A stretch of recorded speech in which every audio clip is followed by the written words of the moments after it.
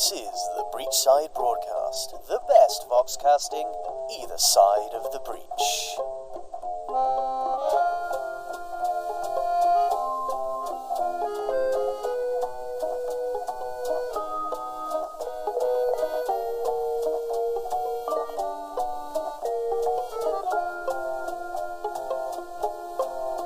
Coming to you live and guild approved from the hardiest bunker in the city, this is Tales of Malifaux. I am your announcer, and on this programme, we like to regale you with stories of daring adventurers, damsels in distress, and moustache-twirling villains. Why on earth would you want to listen to any other radio station?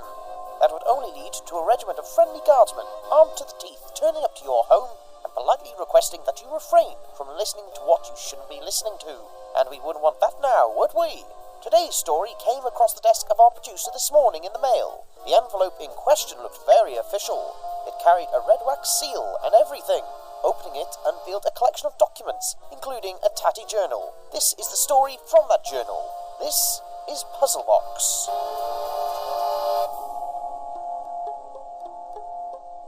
Puzzle Box. To Madison, Lucius, Governor's Secretary.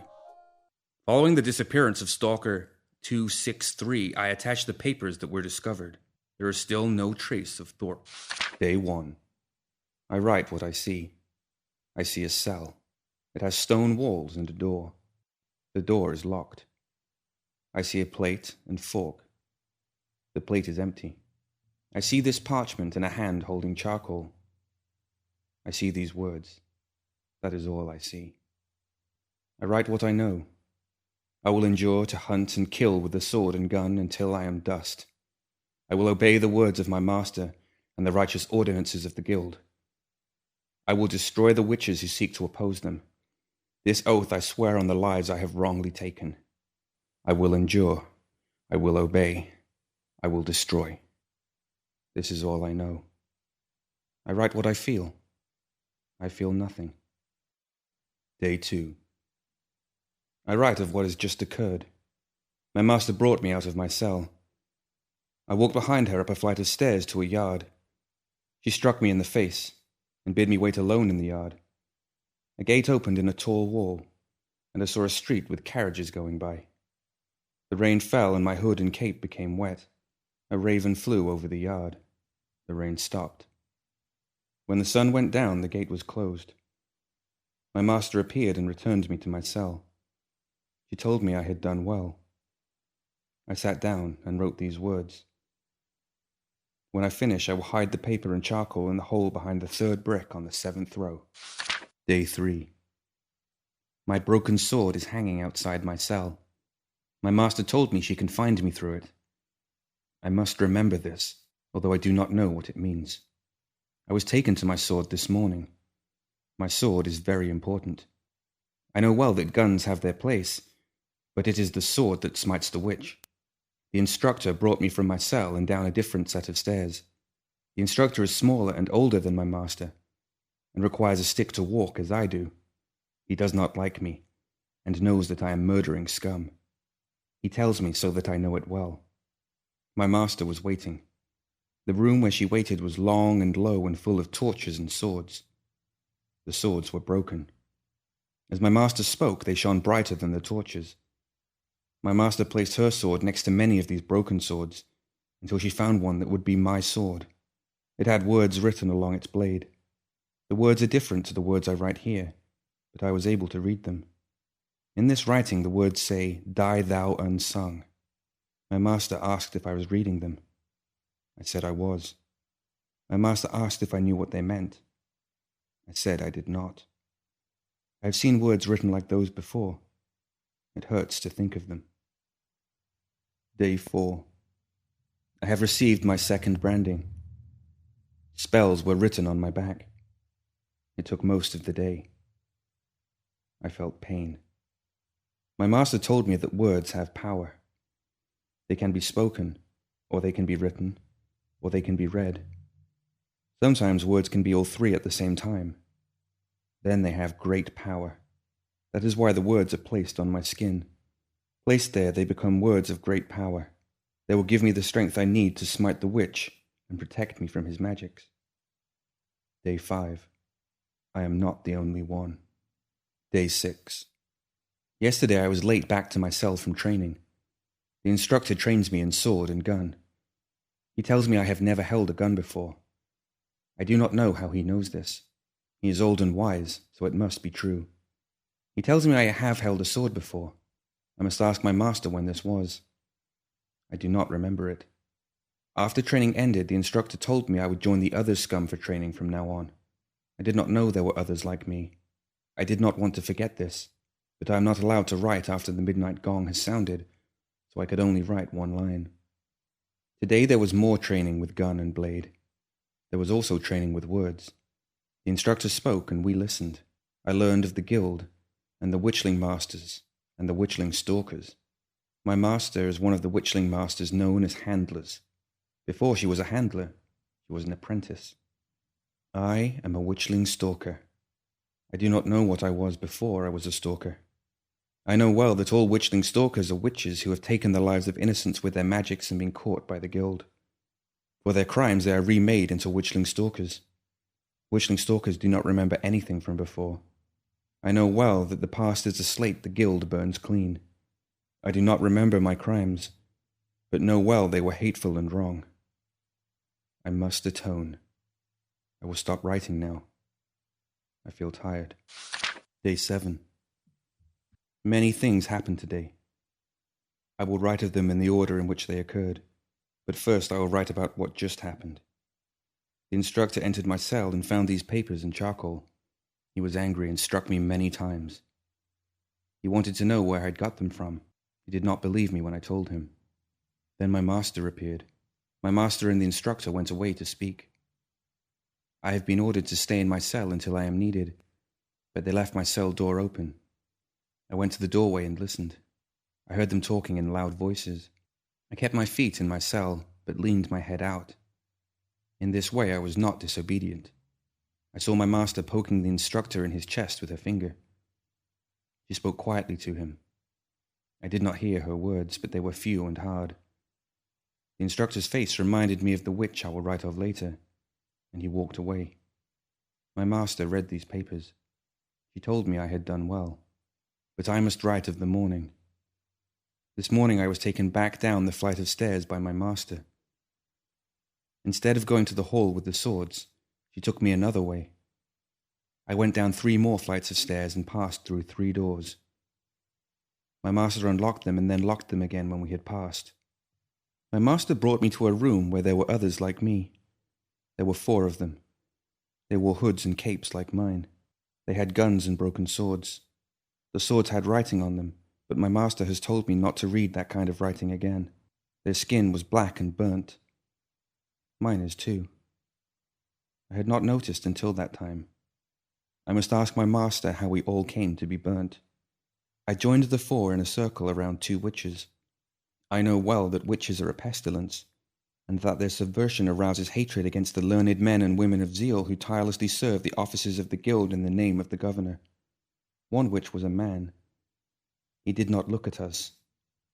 He was young and dark-skinned, with chains on his hands and feet. The other witch was a woman.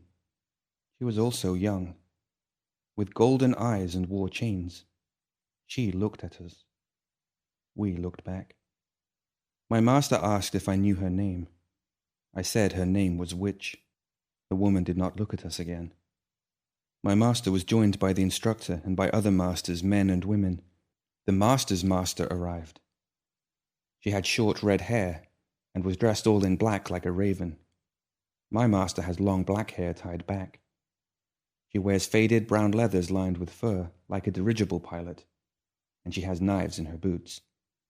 The master spoke many words I will not write down. The man was sentenced to service and taken to receive the first branding. Fear came into him, and he struggled. He was taken through a large yellow door made of stone that was locked and barred with many bolts and seals. I remember I have seen that door before, but I do not remember when.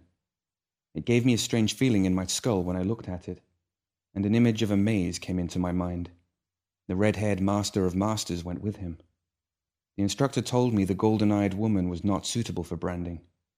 I killed her with my broken sword.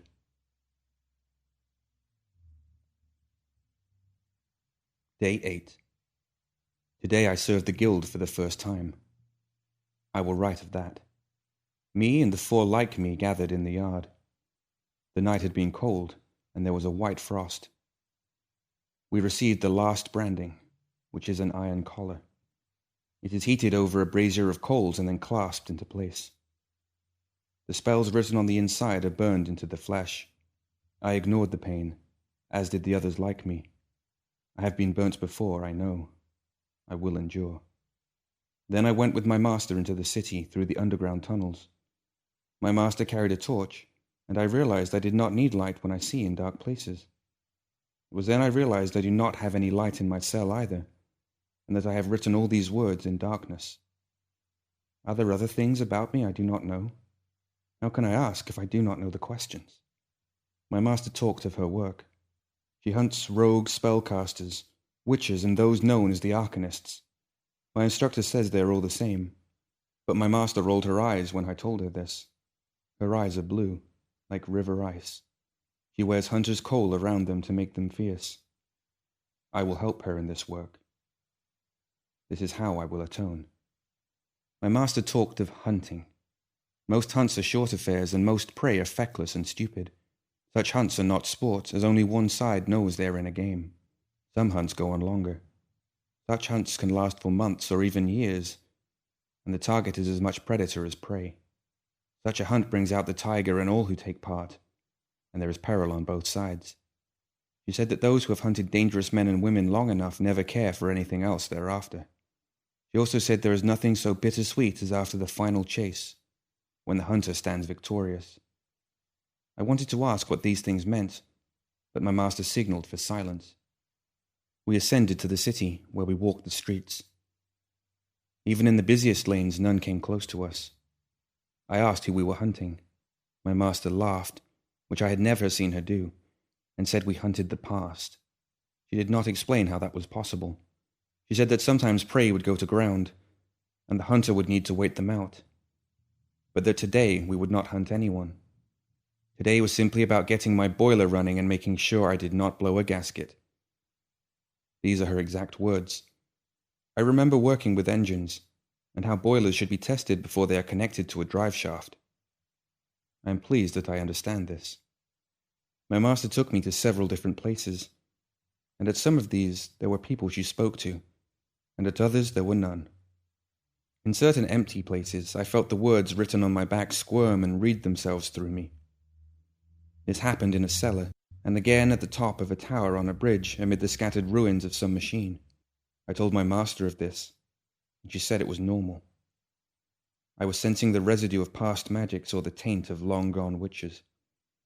We went to a tall, thin house, in a street of tall, thin houses, where a woman lived alone. She was not a witch, and my master spoke to her kindly, although the woman seemed anxious. They talked for a while, she short and round, and my master tall and thin like the house. I noticed that although it did not seem like it, everything she said to the woman was a question. When we left, I asked about the woman. My master told me that the woman was decent. She made a living any way she could, hand to mouth, sometimes crossing the line, but not enough to rouse the guild. It had all been to raise enough scrip to send her son back through the breach and away from this life. But her son had been killed by a wolf my master had once hunted. A wolf who had turned man-killer without warning. My master said the woman had not wanted to see me, not even to spit in my eye. She seemed disappointed at this. Later she returned me to the cells beneath the guild academy. I do not think my master was talking about a real wolf. In the old woman's house I saw myself in a mirror for the first time. I was curious to see what I looked like. As my master and the woman talked, I removed my hood and face cloth. My head is bare and burned all over, and the skin scarred and pale. I do not recognize my face. It is possible no one would. I have a deep wound on my head which is well healed. It runs all the way around my head from back to front in a circle. I do not remember how I was cut there or when. The woman with the golden eyes frightens me. She is in my cell and will not go away.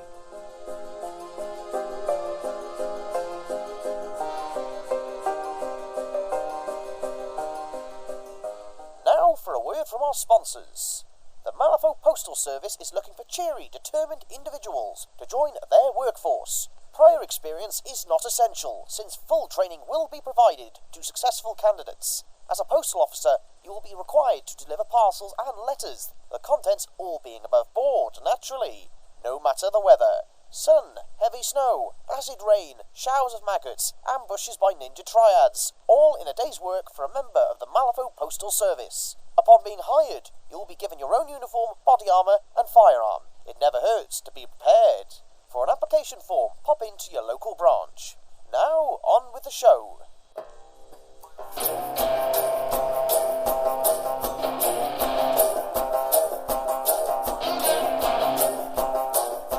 Day 9.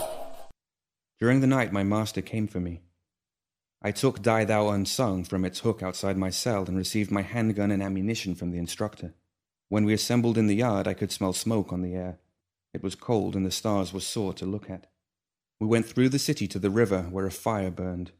A building had fallen, its facade turned to rubble. A crater outside suggested explosives. I wanted to examine the crater, but my master led me into the ruined building. It had been a tea house, which in this part of town my master said means a whorehouse. Behind it a connected warehouse burned. The fire was too fierce to approach, although other guild agents were present, and their mechanical forms enabled them to enter the fire. I told my master that witches were here. The writing on my back told me so. My master waved my words away and spoke with two men, both of them also masters. She returned and told me this was a waste of time, and our business lay elsewhere. I asked what the business was. She did not answer. I asked who the witches were and why we did not hunt them. She told me they were 3 kingdoms, and that other masters hunted their kind. I asked if the 3 kingdoms had different witches and different magics. She shook her head and told me I asked too many questions. Everything I see is a question waiting to be asked.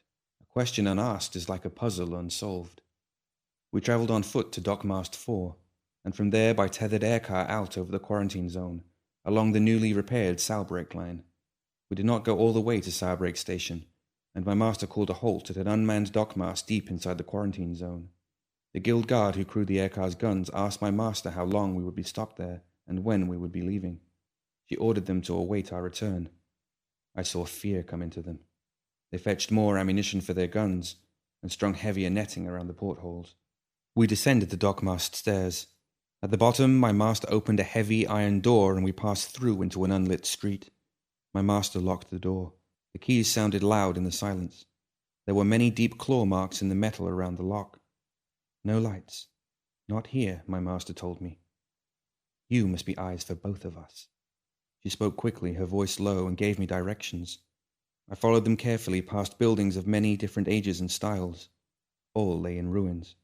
My master made no sound as she walked, but I could not move as she did, and the scrape of my boots echoed. Their writing spoke its warnings. Small things stirred as we passed, or large things that stirred slowly. Die Thou Unsung felt eager in my hand. At one corner the writing spoke of the ruined pillars down a street to our left. My master put a hand on my shoulder and we waited. We waited a long time. For what, I do not know. And then at her whispered word hurried past the ruined pillars. We reached the destination without further incident.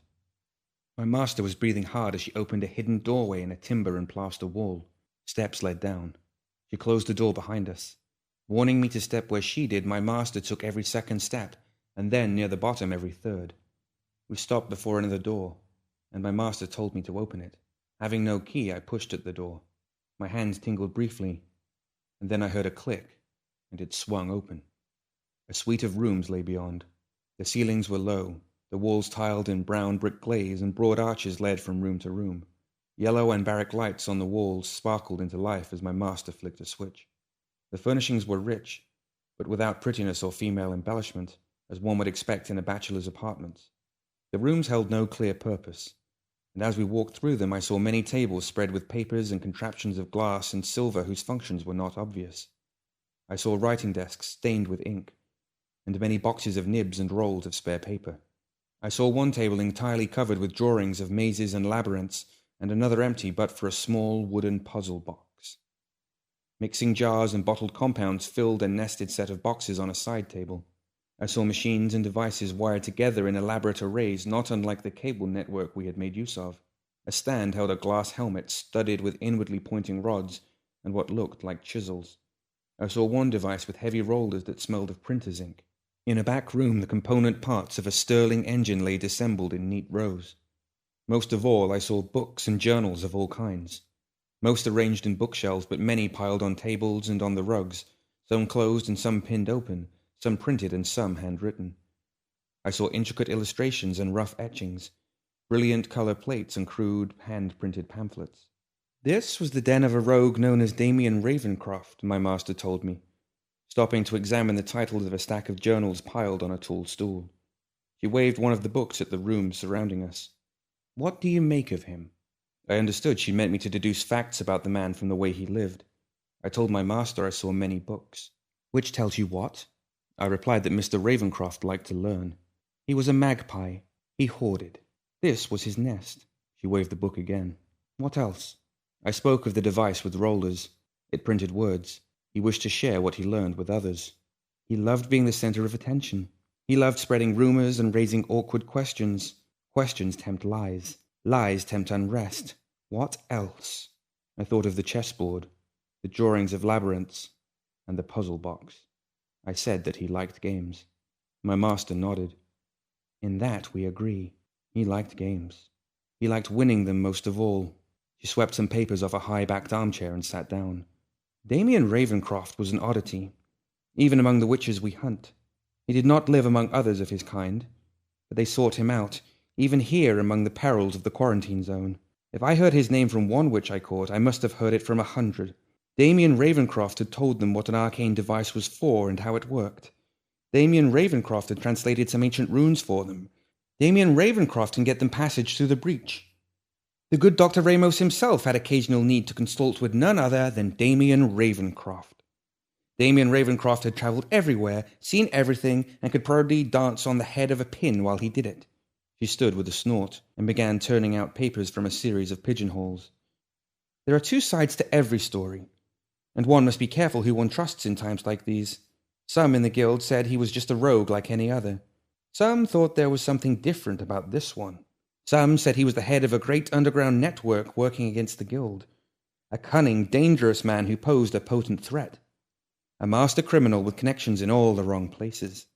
Others thought he was cunning and dangerous, yes, but in a different way. His greatest desire was to see his knowledge of magic and arcana spread as far and wide as possible, shared out so a pauper could know as much as a king, a true democracy of the learned. Some thought that was even worse. Others, she paused, were not so sure. She paced over to a marble-topped chess table and moved the pieces around on the board without purpose. Most so-called arcanists care nothing about other people. They are in it for themselves. Their powers flare up, they go on a spree, and we knock them down. She toppled a row of pawns over one by one as she spoke. Feckless and stupid. But Ravencroft seemed like something new, something I hadn't seen before. A man who imagined something bigger than himself. She picked the king up and put it back beside the queen on the first row. And so the name of Damien Ravencroft continued to be heard, but the man himself, despite years of searching by the guild, remained hidden. And then it all changed. The wolf bared his fangs. My master's face became hard when she spoke these words. In the space of a month he killed 3 people. Murdered them. Witnesses saw it. He had never killed anyone before. But those 3 lives put him on my list. I hunted him. So did many others. But I knew him better. Or thought I did. He ran, which told me all I needed to know. It was the most dangerous hunt of my life. But finally I ran him to ground. Here in his lair. I don't know why I'm telling you this. It doesn't mean anything to you. She shook her head and picked the queen up from the chessboard. She placed a finger on the king, leaning it over. He confessed readily. He was unrepentant. He wanted me to know what he had done, the power he commanded. He left me with no choice. And I gave him no mercy. She toppled the king over and turned slowly, staring at the room. And so we are left with questions which lead only to lies. She tossed the queen away into a corner and left to examine the other rooms. I did not understand all of this, and that irks me, but I recount it here as best I can recall. I returned to the wooden puzzle box I had seen earlier. It sat alone on a table on a white cloth. It was made of a dark wood I cannot name, and inlaid with a lighter wood in intricate curling patterns. As I look at it now, here in my cell, I think those patterns form a labyrinth. I try and trace a route through it, but it shifts and changes and I lose my place. I have tried to open the puzzle box many times, but have failed so far. I will continue. My master has not said anything about the puzzle box, and I assume she does not mind that I took it. In any event, the golden-eyed woman said I should. I was going to finish writing there, but I remember one other thing that happened before we returned to the aircar network. My master was looking at a collection of old bones set in a glass case. There was writing carved on the bones, writing that gave me a strange feeling when I looked at it. I asked what the bones were. My master replied that they looked like memory charms, powerful ones, but could serve no purpose, she could tell. Some of the head bones had been carved with what looked like more labyrinths. She said she would return here until every one of Damien Ravencroft's puzzles was solved, and then burn everything, as he had been burned. I asked if the bones were the remains of Mr. Ravencroft's 3 victims. My master looked distant for a moment, lost in thought, and then told me that they were not, and that the bones were much older, and probably bought from a supplier of such things. That I had finally asked a good question. My master told me her name while we rode back in the air car. She is called Bellaventine Thorpe. Day 10.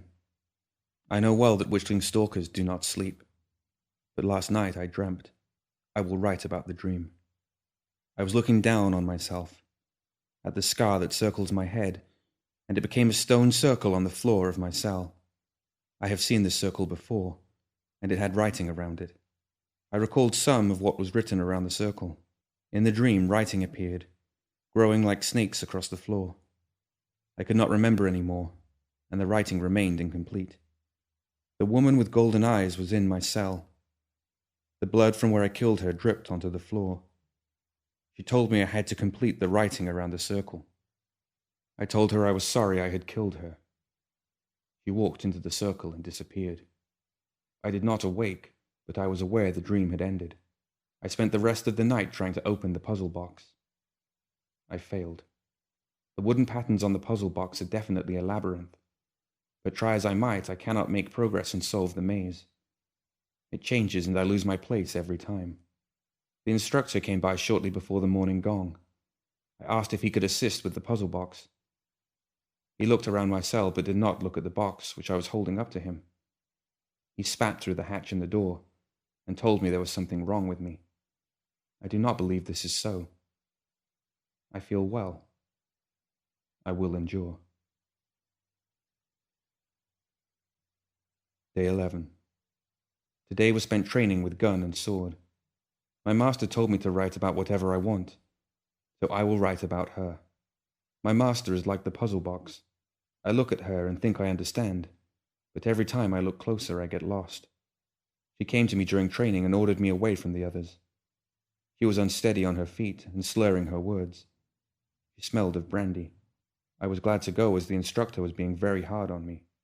To begin with, she was angry with me and shouted at me. She delivered many insults. Then she quietened and stopped talking for a while. Finally, she told me she was right about me. She told me the other masters were starting to question her judgment, but that she knew she was right. She repeated it several times, and I did not reply. I did not know how to. Her final comment before returning me to the training was that the only thing she did not understand were how and why. I think I am a puzzle box to my master. I do not think she enjoys puzzles as much as I do. I had the dream that was not a dream again. I remembered more of the words around the circle on the floor.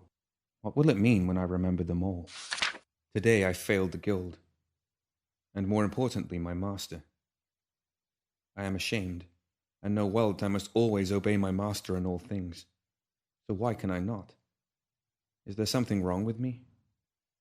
We were running a witch to ground in an area of the new construction near the Penitent's Viaduct. His name was Marco Bonatti.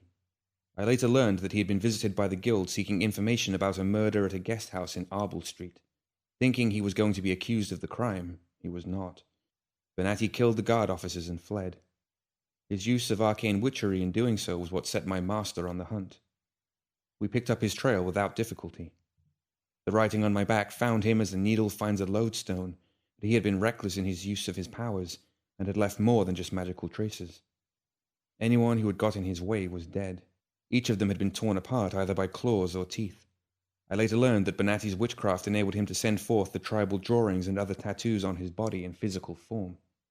The trail led to the viaduct. It has not been used since Hollow Marsh Pumping Station was commissioned and had fallen into ruin in many places. Much of the new construction area had stone from the viaduct in its foundations. The trail led like a glowing path through the ruins, but my master could not follow it as clearly as I could, and she fell behind. Her sword and Die Thou Unsung were still connected, of course, and she could follow me anywhere. I was able to surprise Marco Benatti and get close to him, but before I could strike, he tried to use his witchcraft. I felt a surge of energy like a great wave and saw the macabre creatures inked on his arms writhe and coil. Then there was a sound in my head like the tide going out a long way over a pebbled beach. His power drained away into nothing, and the writing on my back read and wrote and spoke itself all at once. He tried again, but the sea was vast and empty and nothing he had could fill it up. His energies poured into the void. I stood before him on the dry beach and felt his despair. I raised Die Thou Unsung, speaking its name to the witch Benatti so that he would know his fate. I could not strike. The woman with the golden eyes knelt before me, not Marco Benatti. Die thou, I said. I was still frightened of her. Unsung. She spoke. No, you alone will sing of me. Marco Benatti writhed in anguish, pinned like a fly in amber as he awaited my strike. I lowered my sword. The woman was gone. My master arrived, and I helped her restrain the witch Benatti so that he could be taken for questioning. My master did not speak to me of what had happened until after he had been placed in an iron witch cage to nullify his poison, and the guild guard had taken him away. He asked if it had been my intention to capture or kill him. I replied he had been a danger to others, and I had intended to kill him. But you did not. No, I replied. I offered no explanation. I was concerned that if I mentioned the woman with the golden eyes, my master would agree with the instructor that there was something wrong with me. Why did I not strike the witch Benatti? I cannot say. I just could not. My master did not ask for an explanation. She just nodded as if she agreed with something I had not said. Then she told me that we would pay a visit the next day to the guild morgue. I asked what would happen to the witch Benatti. My master told me that he was an ideal candidate for being made into a witchling stalker. I asked if this would be done. Not in all cases, but we are short on numbers. The Sour Break disaster didn't help, of course. We lost quite a few there. I expect Mr. Benatti will be joining you for training soon enough, once we have put him to the question. He won't be Mr. Benatti any more, of course. How is it done? I asked. My master sighed with a half-smile. You never could stop asking questions. We walked a while before she spoke again. The magic involved is some of the oldest and most potent the guild possesses, and I do not know it myself. Sonia Crid, the master of handlers, takes the witch alone into the Yellow Crypt. I have never been in there. Once inside, Lady Crid uses that place to burn out whatever magic is within the witch. How it is done exactly, I do not know. All the witch's power is lost, along with their memories and personalities, leaving behind a bottomless pit inside the witch. The new stalker now acts as a lightning rod, attracting and exhausting all magic near it, and it is what makes you such an effective tool against your former comrades, while you last. Day 13. I have seen my master look at me in many ways. Sometimes I see anger or disappointment, sometimes hatred. Tonight, when she returned me to my cell after the visit to the morgue, there was something new. She looked at me like a tiger. In the morning, she had come for me as usual. She had an unusual sense of energy about her, as if nothing could happen quickly enough. My master asked me to recall the short, round woman she had taken me to see a few days ago. She asked if the woman had looked poor to me. I recalled that the house was clean, and the woman had food and drink to offer my master. Her clothes were well mended. I replied she did not look poor. We went to the guild morgue beneath the monolithic guild headquarters. There she spoke to the head of the morgue briefly, a Dr. McMorning, and he passed us to one of his assistants. She led my master and I into a long hallway lined with rough wooden cabinets. My master gave the assistant a list of 3 names, 2 male, 1 female.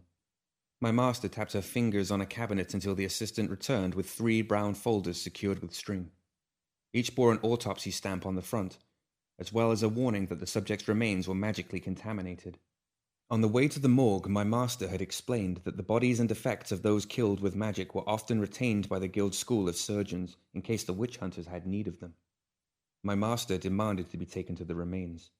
The assistant, a girl who seemed tired and bored, led us to a sub-basement level and through a series of metal doors. The air grew colder with each door, until our breath fogged. The assistant took a heavy coat from a hook and put it on. My master had to unlock the last door, which had the witch hunter's sigil upon it. Beyond, a series of connected halls held row after row of locked caskets of various sizes. Frost covered them and crunched underfoot. The assistant consulted books of records. This took a while due to the heavy gloves she wore. I could see my master was having trouble remaining patient. "There are no remains for any of those 3 names," the girl said when she had finished. "Then what was collected at the scene?" my master asked. "Ashes. We discarded those." The girl was sniffling with the cold. "How were the bodies identified?" my master demanded. The assistant turned to her books, but my master pushed her aside and did it herself. "Personal effects," she said when she was done. She swore.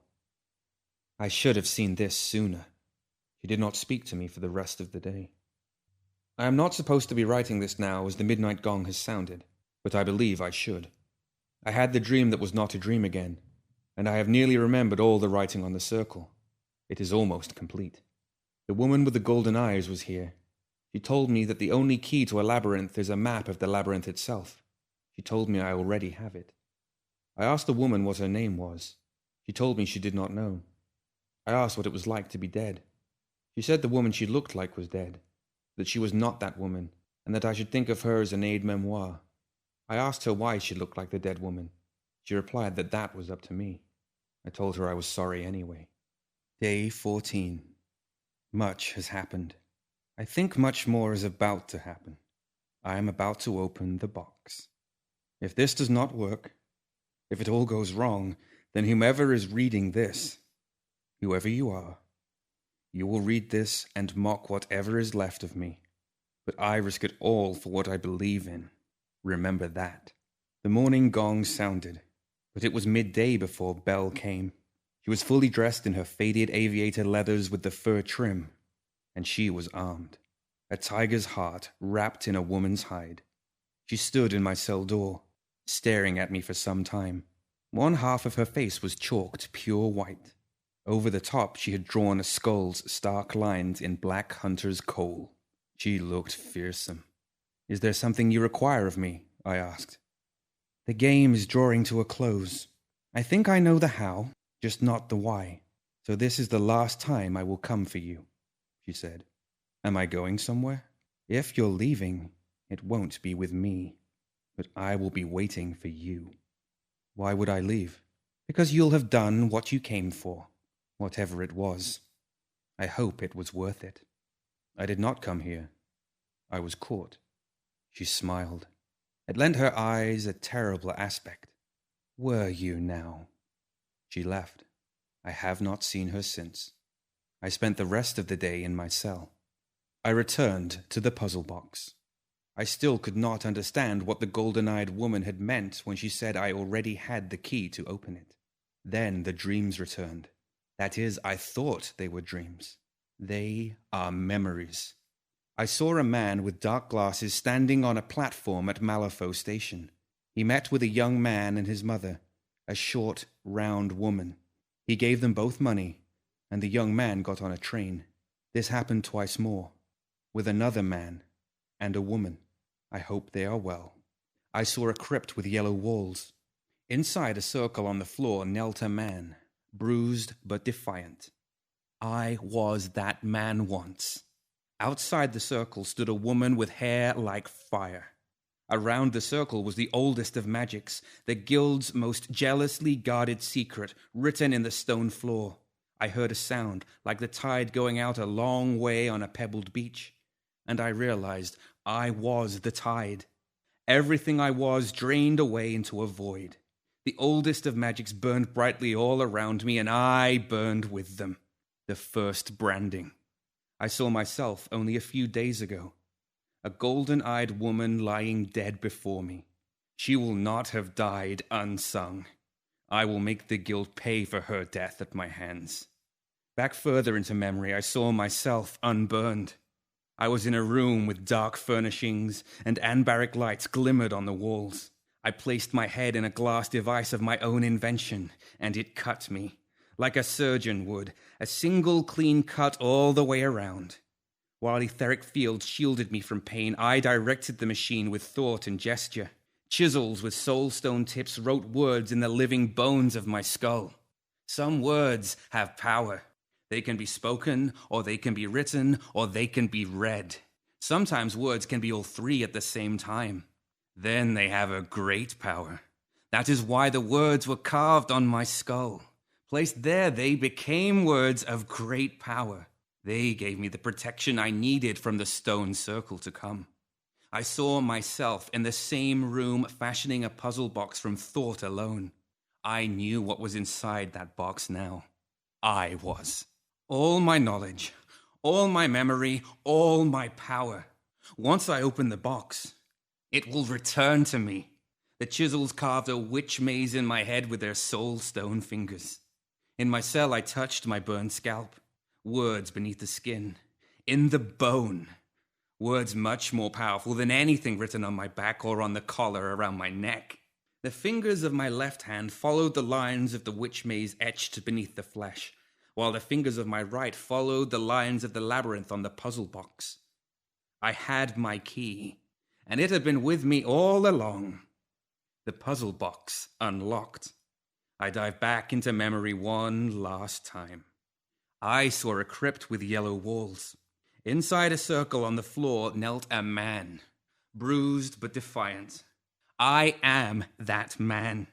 I looked upon the oldest of magics written on the stone around me, that which no man has ever seen and lived to remember. The guild's most powerful, most magic secrets. I remember them all. Tigress Bell was right about me. I have what I came for. It is time to go.